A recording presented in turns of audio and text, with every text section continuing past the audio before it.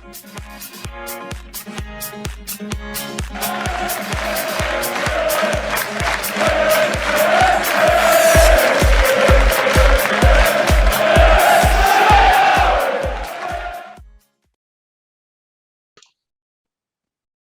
everybody, welcome back to the Stacey West Preview Show. I am your host, Jake Tong. We're back for another Sky Bet League One preview. This one feels a little bit closer to home despite the 120, 130 mile distance to the ground. Pompey, that means we have Tom from 4-0 written all over it. Tom, how are we, mate? Oh, very well, mate. Thank you for having me. Yeah, I'm not surprised you're very well, given the result last night. Now, we've not had a chance to speak to a Pompey fan. We spoke to John T. Coleman, who obviously was the Pompey journalist. He's just stepped down, actually. I think he's moved on elsewhere. How's it feeling being back at Fratton Park? Because you missed it last year, didn't you? We did, yes. And what I thought that was going to be how's it feel being back at Fratton Park? Because we've had like 3 away games on the trot recently as well. So it's been sort of really recent. It's been nice to be back at Fratton Park. We had 2 games, which were 2,000 fans at, which was in the middle of the whole, I'm not going to say it, but the L word and the C word that we all were involved in. But yeah, it's been excellent. It's my favourite place to be watching football anywhere. Missed it, but I mean, at times it's been a difficult place to be this season, and I'm sure we're going to get onto the whys and the reasons in a minute. But yeah, good to be back and looking forward to another game there on Friday. Yeah, I think I would have liked to be at Fratton in the away end on last season when we came down to your place. Now, obviously, you guys have had a disappointing season. I don't think you'll be the first to admit that. You guys should be a top 6 side. It's been disappointing for you guys, considering that we're now in April and your season's completely over. Yeah, not mathematically, Jake. Come on, let's get it right. Practically. Tom, right. If you get the playoffs, I will give you 50 quid. Yeah, no, I'll I don't know what I'd do if we got the playoffs, but we'll see. Stranger things have happened, especially with Pompey, but I would say 99.9% sure that's not not going to happen. Maybe if we had 10 more games instead of like 4 or 5, then you'd go, there's a little bit of a kind of inkling, but not at all really. Yeah, disappointing is a really good way to summarize it. Just not where we want to be. And I think that was, you're going to ask me about the booze at Cheltenham in a minute, but I think that was one of the reasons why we heard that. There's a bit of unrest in terms of what the owners are or are not maybe investing in the football club in order for the team to be in a better position than what is just a mid-table side at the minute. And I think over the course of a season, when you've played 30, 35 games coming up to sort of the 40 and then ended up on the 46, it's sort of, you can tell by that point where you are. And if you're a mid-table side, you're going to be in the mid-table places. And if you're challenging for the top, then you're going to be up the top, aren't you? And we know where we are and we know what we are at the minute. It's been a small squad, which is perhaps a reason rather than excuse as to why it's been disappointing. We've been times this season, prolonged periods where we've had 13 fit senior players available for selection.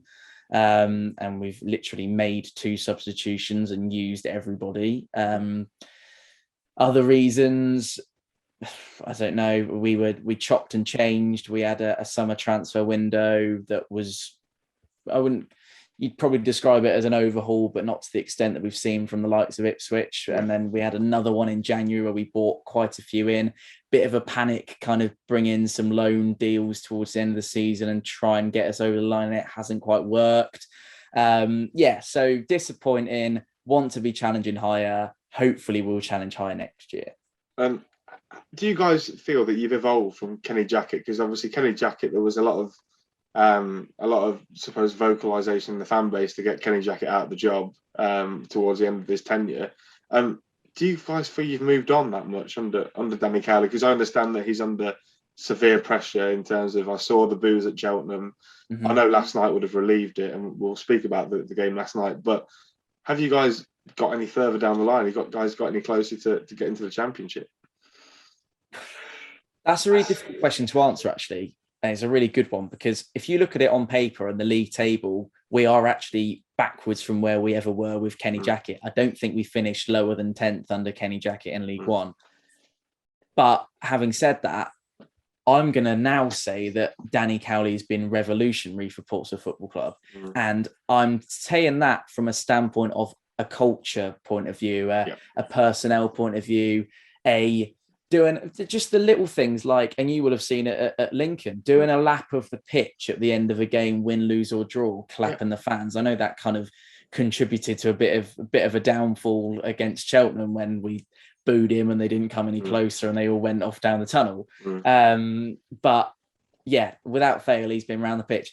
There was never a time when Kenny Jackett was out on the pitch clapping the fans. There was a massive disconnect between him and the supporters. And I think ultimately that meant he was pushed quicker than he would have wanted to.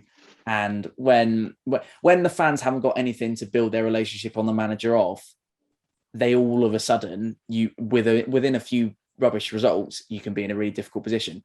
I feel like Danny almost rides the wave, if he's having a bad patch of form, because he's Danny Cowley and everyone loves him. It's one of those things, which I'm fully supportive of him. I 100% back Danny Cowley, and that's why I use the word revolutionary. But on the pitch, on the table, looking at the table, we haven't gone anywhere.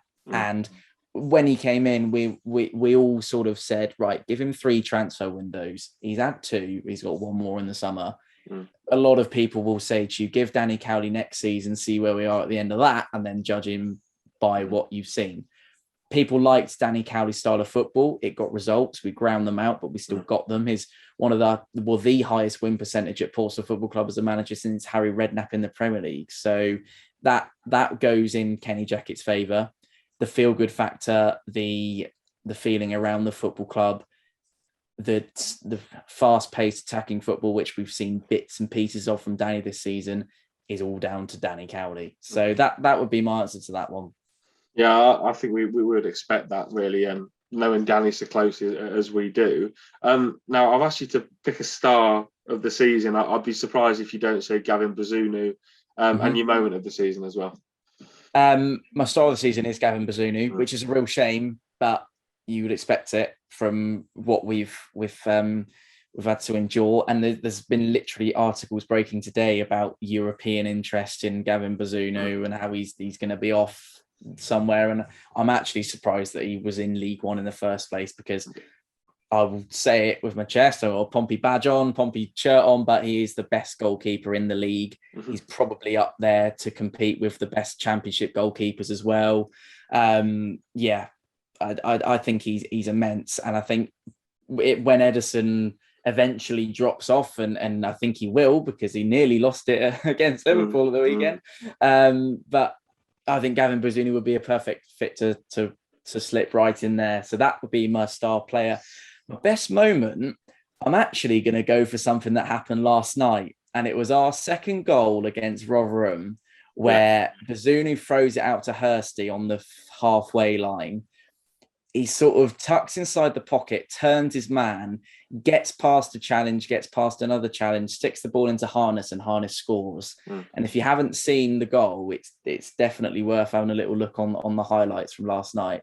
Favourite goal of the season. Best moment, because it was against George Hurst and it never really worked out for him at Rotherham. And he said himself that he just wasn't good enough at the time when he was there. B, because I've been really urging on George Hurst to do really well for us this season. And it just, the only caveat is that it came at a time where it doesn't really matter and the football was kind of gone and we're not really worried anymore. But that would be my best moment. You've mentioned Rotherham, so we'll talk about it now, obviously. 3-0 win. You guys have been on some treacherous form before, and then you go and beat a team that are probably one of the best in the league. What happened? Were you very good, or were Rotherham awful? There's a combination of the two, to be honest with you. We had probably one of our... Well, just asked me about my best moment. My worst moment is Cheltenham at the weekend. Probably... There's 2 ways of looking at it. It's either... Nothing rides on the season anymore because it's over. We've lost too many games. We haven't got enough points. We can't make the playoffs. Go out, have a bit of fun on the beach, loving it. The other thing, which is probably more my thinking, is Danny's gone, right, boys, that was atrocious on Saturday. You have got to go out there and put on a performance that the people of Portsmouth are going to be proud to watch. And I think that's probably what happened. And obviously, Rotherham have now lost the last 3 games, so it's in the league. So it's like, yeah, I mean, I think they're on a downward. We were on a mini upward. Yeah, and also a little bit of payback as well, because they stonked us 4-1 at their place earlier on in the season. So I think there's probably a little bit of that as well. But yeah, it was really good. Some really good goals in there. I've already mentioned one of them, and the other 2 are from set pieces, which we've never been good at. So really, really strange. In terms of Pompey this season, that game reflects absolutely nothing of what we've been about. And it's difficult for you saying, oh, this is our next game. And you automatically look to the game before, don't you? And you think, oh, wow, they've just beaten high-flying Rotherham United 3-0. But that is not a characterisation of Pompey this season. I'm expecting something a lot more difficult on Friday. Thankfully. Just to go back to your point about poor performance, I don't think Danny Cowley teams that Lincoln put into bad performances, put together. I don't think he ever did that. So he wouldn't do that at Portsmouth. Now, we said before we came on, this game has old school reunion vibes, Tom. For both ends, really. Obviously, our manager has been a manager at Pompey. Your manager is a bit of an icon in Lincolnshire. And you've also got 3 players that are ex-Imps. Obviously, Sean Raggett. I want you to talk us through all of these players, by the way. Sean Raggett, who scored probably the best goal in Lincoln history of his goal at Burnley. Yes. Joe Morrell had a really successful loan spell with us our first year in League One. And then Tyler Walker, who hasn't got many fans down in Hampshire, it looks like, but in Lincolnshire he is still spoken about in terms of that half a season that he gave for us. Now, talk to us about those 3 players, because we've spoken about Cowley quite a bit, but talk to us about Rags, Morrell, and Tyler. What are your thoughts on all of them? Raggett, immense. One of our best defenders we've had since I'm thinking back to Premier League days, if I'm honest. I can't remember someone who is so consistently just on it, solid. Obviously, he makes a few mistakes, and he will have made a few mistakes at Lincoln, I'm sure. But I mean, for those mistakes that he does make, he massively pays us back in terms of the way you can just turn up and just be Sean Raggett every week. Like, I mean, that sounds like a really simple thing to say, but Ronan Curtis is not unplayable every week. He's unplayable once a month. Yeah. Marcus Harness, who I really highly rate, is not unplayable every week. He's probably unplayable twice every month. Yeah. Sean Raggett is always on his mettle. Yes, his technique is like Bambi on ice, but he gets the job done. If it needs to go into row Z, it goes into row Z, and there's no messing. If he needs to stick his face in the way of it and get another tooth knocked out, he'll do that because he's Sean Raggett. Yeah, mentality. That's mentality. Yeah, and that you'll remember that from when he was with you. Morrell, unbelievable. Don't want to name drop, but I know his mum and dad quite well. So that I've got a little bit of a thing for Joe Morrell. Yeah. He's actually shorter than me as well, which not a lot of people are, which is great.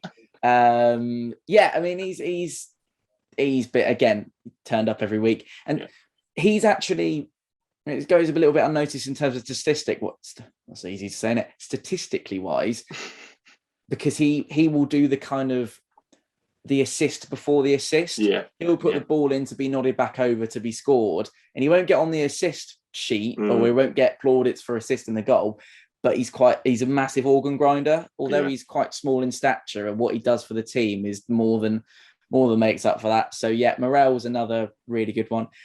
Then we start to take a bit of a plunge of Tyler Walker, I'm afraid. And he's only been here since January. He hasn't played. I think if you look at the overall minutes he's played in a Pompey shirt, he won't have had too much. He's had a couple of starts and come off the bench once or twice. All I need to say about Tyler Walker is we were playing Cheltenham on Saturday, and I feel like this entire interview has been me talking about Cheltenham on Saturday, but it's a good example to give you. He started the game with Hurst and Walker as our 2 strikers.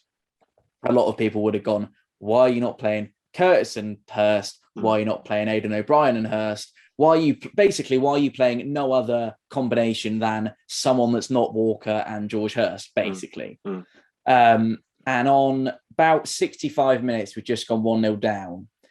The board went up, And we thought, right, okay, this is good news. He's taken a striker, and Aidan O'Brien stood on the touchline on the far side, thinking, brilliant. Right, O'Brien and Hurst, we're going to go for it for 25 minutes, see if we can get someone out of this game. George Hurst's number comes up, and he takes off George Hurst and puts on Aidan O'Brien, and there is like loud boos in. And have you been to Cheltenham? Yes, before. You know how close you are to the pitch and that away end, right? Tyler Walker's literally stood in the penalty box. He can hear that. He sees the number go up, and we're literally indirectly booing Tyler Walker because he hasn't been subbed off the pitch. I think that's all I need to say about him. I think that's quite harsh, Tom. I know, obviously, you guys would have seen him different to what we did. He scored 17 goals in half a season for us, so it's quite a different player that you've got. One player that you will be quite familiar with, our number 27, John Marquis. You signed him for a lot of money, gave him to us for not a lot of money, and his goal return since joining has been pretty good, I would say. How many has he scored? 6 or 7, I think, 5 or 6, around there. But more than Tyler Walker. You can't be surprised. John Marquis scores goals at this level. You should know of all people. Discuss. He used to for us. He stopped doing it for some reason. Last year, wasn't he? Was he? Yeah, for you guys. Yeah. I don't know what happened with Marquis, if I'm honest. We bought him for £2 million, and I don't know how much we sold him to you for, but it wasn't £2 million. No. What happened with Marquis? I would try and explain it if I can. We were drawing 2-2 with Charlton away at the Valley. He misses a sitter from 3 yards out and he pokes it wide. That's in sort of September, October time. All right, you miss some, whatever. He keeps doing that for weeks and weeks and weeks. You feel like he's not scoring any, and his confidence is just so low. And every week you're thinking, come on, Marquis, you're in the starting 11. You've got to score. Get your confidence back up. Then he'll score in a 4-0 win against Sunderland. And you think, right, excellent. Here we go. Marquis is back. Let's get him scoring like he used to for us. And then he just doesn't. And he just capitulates. And I think, I was actually quite surprised that he went as quickly as he did. And I think something went wrong at the Lincoln media department. You announced him the night before and it was meant to be the morning after or something like that. Yeah. So people got wind of that a little bit early doors than maybe they should have done. But it was all quite sort of quick.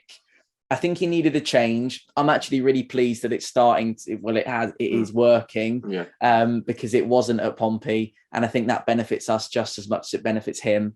So that's what I'll say on Marquis. I wish him all the best. I just really hope he doesn't score on Friday, but I know he's going to because he will, but we'll see. Well, by my reckoning, it's going to be 3-0 Pompey with Sean, Joe and Tyler all to score. That's just the way it goes. Now, something that I reluctantly really want to talk about is the game earlier in the season. If I'm honest, Tom, I think you were the best team that's come to Sinsel this season. In that performance, you guys were outstanding that night. Fantastic. What were your memories of the game? I think you guys brought a pretty good following. That bell didn't stop again. Just talk us through it, because it must have been nice from the away end, but from the home end, it was horrendous. Yeah, it was. I brought my mate James, who's a Rotherham fan, to the game with me just to experience a Pompey away end, and it was a great idea. I'm really pleased I brought him to that one.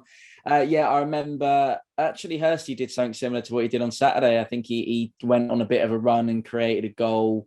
I believe Harness scored as well. I think I'm right in saying. So, happy memories. And then what I remember most firmly is the free kick that didn't work and then worked underneath from Rico Hackett, which that was and then everyone fell on top of each other in the away end. There's about 1,000 of us there that night, I think, which is pretty good for a Tuesday night on a cold night in Lincoln. Happy memories of that one. And actually, for your point of view as well, I spoke to you about this earlier in the week. I thought that Danny and Nicky did a lap of your pitch before they got over to the Pompey fans, which I don't think I've seen that from a returning management setup. Really, I know you don't really see many managers going back to old clubs with your new team, as it were. But I've never seen something like that before for for us or for any other club. So I thought that was quite a nice moment.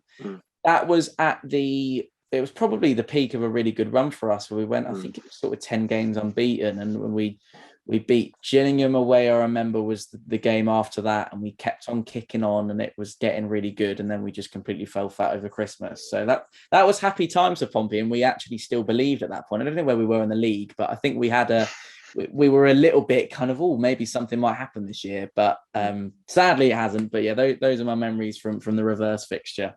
Now, are you surprised to see Lincoln? I know we're not going to get relegated. I think this will be a League One fixture again next season. But given how good we were last year and the fact that we got to the playoff final, and I've had my tears about that, and I think everybody else has, are you surprised to see us down as low as where we are in the table, sort of 18th, around there? I don't want to look because it's quite depressing, but are you surprised, given what we did last year, to see, and perhaps even the performance? I know probably didn't play too well against you guys on that night, but you're a League One man, Tom. You would have seen how Lincoln have played this season. Are you surprised? I was gutted when you didn't win the playoffs, when you didn't win that game at the Stadium of Light. I was absolutely beside myself because A, I don't like Sunderland very much, and B, I really wanted you to do it. Yes, I am surprised. I think you should at least be competing for similar places to what you were last season. Yeah. I don't think anyone can argue with that. I'm also a massive fan of Michael Appleton, who you may or may not be. You will know that he was obviously Pompey manager.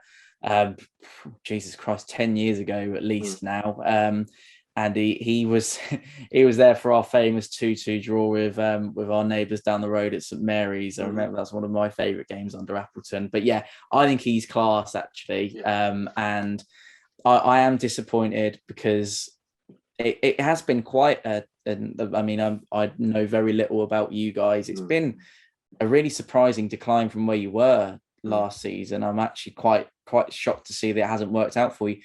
Am I right in saying you were a little bit lower down than you are right now for quite a while this year, weren't you? Is that am I right? We were in the bottom four, Tom, for about 3 hours, and that was the worst. So that was like the worst 3 hours of my life.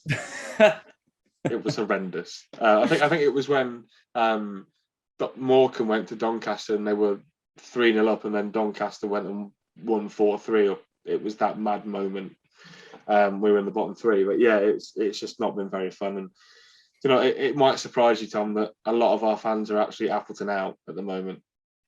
Does surprise me. Doesn't surprise me given the league position, but does surprise me given the quality of the manager that I remember. But I know people lose their touch and things change, and it's the same thing with Marquis and Tyler Walker. It's weird that managers and players have a habit of tarnishing a football club in a certain way and not doing so in others, for other teams. So are you Appleton out, son, or no, are you not at all? No, right, okay, not at all. I know me stuff, Tom. You see, I'm not Appleton out. Now, Tom, obviously you do YouTube. You're Mr. Fournilwritten all over it. I am. Here is your chance. I haven't got a plug on my desk, so you're going to have to plug for me. Right. Oh, sorry. Yes. That was I should have cottoned on to that a bit quicker than I did, shouldn't I? Yeah, on YouTube, every Pompey game. If I can, I'm not going to Morecambe away. It's really bad start to the plug, but I'm not doing it, not this time round. But I've been to pretty much every other one this season. Soon to be hopefully at 10K. Yeah, go and have a look if you want to see what you can expect from Pompey on Friday. There you go. Yeah, I think you'll see this face on his channel as well on you will, Friday definitely. At some point. So make sure to go and check that out and see what sort of an idiot I make of myself after a few beers on the way down to Pompey. Thanks for coming on, Tom. We massively appreciated you, Mr. Portsmouth. It's good to have a Portsmouth contact, so no doubt you'll be back on next season if we haven't got relegated. Hey? What's your score prediction? Oh, I forgot that. Did we not do that on here? Tom, give me a score prediction. There we go. I didn't really want to think about it. It's at the bottom of my notes. That's why I didn't want to. It's probably 4-0 to Portsmouth, right? 4-0 written all over it, surely. Oh well, as a result of Tuesday, I say with the wins in our sails. But knowing Pompey the way I do, yeah, I think this would we haven't got anything to play for anyway, so maybe we'll come good and we'll have a really great end to the season. I'll go for a tight 2-1 win for Pompey. I There you see. go. That's what I'll go for. What do you reckon?